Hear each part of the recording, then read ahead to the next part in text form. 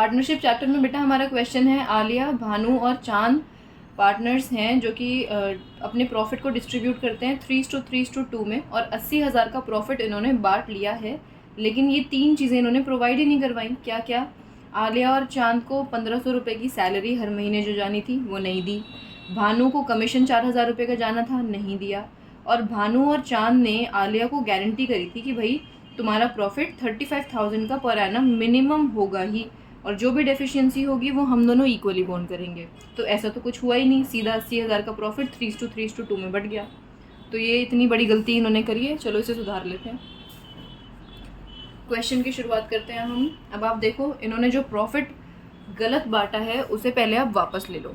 यहाँ पर बिना P&L एप्रोप्रिएशन बनाए आलिया, भानु, चांद और फर्म, इनका डेबिट क्रेडिट लिख लेते हैं। ये मैं ऐसे मार्क कर देती हूँ, ठीक है, पर्टिकुलर्स में। अब प्रॉफिट रॉन्गली डिस्ट्रीब्यूटेड, पहले तो इनसे प्रॉफिट वापस ले लें। तो फर्म ने जब प्रॉफिट दिया था तो 80,000 यहाँ डेबिट किए थे, अब वापस ले रही है तो क्रेडिट। फर्म का क्रेडिट है तो बेटा पार्टनर्स का क्या होगा? डेबिट होगा, बिल्कुल ठीक। अब 3:2 में वापस लेना है, यानी 30,000 इसके, 30,000 इससे और 20,000 इससे, ठीक है। ये पैसे इनसे वापस ले लिए गए। अब एज़ पर डीड इनकी जो कहानियाँ थी वो पूरी करवा देते हैं। सबसे पहले सैलरी देनी है हमें 1500 रुपये हर महीना, यानी पूरे 12 महीने के 18,000 रुपये आलिया के पास जाएंगे और चांद के पास जाएंगे, यानी फर्म का 36,000 का खर्चा है, ठीक है जी, वेरी गुड, ये आ गई आपको बात समझ में। फिर उसके बाद अगर हम कमीशन की बात करें तो भानु का कमीशन था 4,000 का, भानु को पकड़ा दो 4,000 रुपये, फर्म के पास से 4,000 रुपये और खर्च हो गए, ठीक है। यही 2 चीज़ें भूले थे ना वो। और तीसरी बात थी गारंटी की। तो गारंटी के लिए पहले अब आपको ये पता होना चाहिए कि इनकी फर्म का प्रॉफिट बचा कितना है। तो जब हम ये देख रहे हैं तो फर्म के पास प्रॉफिट वैसे तो 80,000 का था, लेकिन 40,000 रुपये खर्च हो गए, तो 40,000 रुपये का प्रॉफिट अब बचा है इनके पास। अब ये प्रॉफिट A, B और C में बटेगा as per profit sharing ratio, लेकिन आप इसको वर्किंग नोट में बांटो क्योंकि इसमें आलिया की गारंटी चल रही है। तो ज़रा चेक करते हैं आप मामला कैसा है।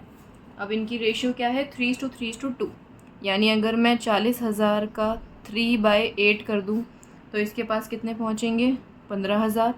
तो आप समझदार हो, इसकी भी रेशियो 3 है तो 15,000, और इसके पास पहुंचेंगे 10,000, ठीक है। 40,000 का 3/8, 40,000 का 2/8, ये आ गए आंसर्स। अब देखना इसकी गारंटी कितने की थी? 35,000 की। इसके पास कितने पैसे पहुँचे? सिर्फ 15,000। तो कितने की कमी है?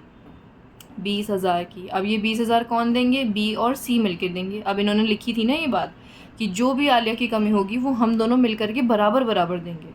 तो अब बराबर का ज़रा हिसाब देखना। देखो बेटा 20,000 है, 10,000 ये दे देगा, 10,000 ये देगा। अब C बेचारा कह रहा है भाई मेरे पास तो कुछ बचा ही नहीं। B कह रहा है मेरे पास भी ज़्यादा कुछ नहीं है, 5,000 ही आए हैं, सारा का सारा पैसा तो यही ले गई। तो देखो ये रहा हिस्सा। अब इस प्रॉफिट को आप यहाँ लिख दो इनके क्रेडिट में। 35,000 इसको मिल गए, 5,000 इसे मिल गए, ये 5 है, ठीक है, और इसको कुछ भी नहीं। लो जी, अब आप इनका फटाफट से ये देख लो कि डिफरेंस कितना आ रहा है। 30,000, 1 0 फालतू हो गया, 9,000, यहाँ पर ये 30,000 है, और ये आप प्लस करोगे तो 53। तो ये आप कह रहे हो 23,000 आ रहे हैं क्रेडिट का, ये आप कह रहे हो 21,000 आ रहा है डेबिट का, और ये 2,000 आ रहा है बेटा डेबिट का। लो जर्नल एंट्री बन गई आपकी। देखो जर्नल एंट्री क्या बनी। भानु का, इनकी कैपिटल फिक्स तो नहीं थी, नहीं, तो भानु का कैपिटल अकाउंट डेबिट, चांद का capital account debit to Alia का कैपिटल अकाउंट। नरेशन आप लोग लिख दीजिएगा। अमाउंट्स आएंगे इनके 21,000 भानु के हिस्से में, 2,000 चांद के हिस्से से, और 23,000 इसके हिस्से में। ओके जी, लो ये हो गई मामला क्लियर सारा।